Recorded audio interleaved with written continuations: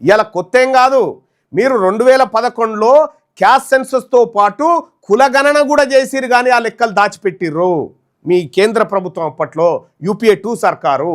ఇవాళ తెలంగాణ రాష్ట్రంలో రేవంత్ రెడ్డి లెక్కలు బయట పెడతలేడు. ఎందుకంటే రేవంత్ రెడ్డి లెక్కలు బయట పెడితే ఏ ఊళ్ళో ఎంతమంది రెడ్లు పిడికేడు మంది వెళ్ళరు కదా, ఇలా లెక్క బయట పడుతుందని. మన గురించి కాదు బాధ, వాళ్ళ బండారం బయట పడుతుందని బయట పెడతలేరు. ఇవాళ తెలంగాణ రాష్ట్రంలో కోళ్ళు ఎన్ని ఉన్నాయో లెక్క పెడతారు, కొంకనక్కలు ఎన్ని ఉన్నాయో లెక్క పెడతారు, గాడిదలు ఎన్ని ఉన్నాయో లెక్క పెడతారు, గుర్రాలు ఎన్ని ఉన్నాయో లెక్క పెడతారు, కానీ పందులు ఎన్ని ఉన్నాయో లెక్క చెప్తారు. కానీ తెలంగాణ రాష్ట్రంలో ముదిరాజులు ఎంతమంది ఉన్నారో చెప్పరట, తెలంగాణ రాష్ట్రంలో యాదవులు ఎంతమంది ఉన్నారో చెప్పరట, తెలంగాణ రాష్ట్రంలో గౌడ్లు పద్మశాలీలు యాదవులు వీళ్ళు ఎంతమంది ఉన్నారో లెక్కలు చెప్పరట. వీళ్ళు ఎందుకు చెప్పరు? వీళ్ళు వాళ్ళు చాలా పెద్ద సంఖ్యలో ఉంటారు. వాళ్ళ లెక్క వాళ్ళ బలాన్ని వాళ్ళకు గుర్తు చేస్తే వాళ్ళు ఒక్క గుద్ది చంపుతారు. కాబట్టి ఇగో ఈ బాధ వాళ్ళకు.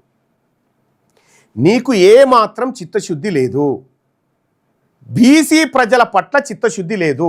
దొంగతనంగా అప్పర్ క్యాస్ట్కు ఉద్యోగాలను దోచిపెట్టడం కోసమే రేవంత్ రెడ్డి ప్రభుత్వం పనిచేస్తూ ఉంది.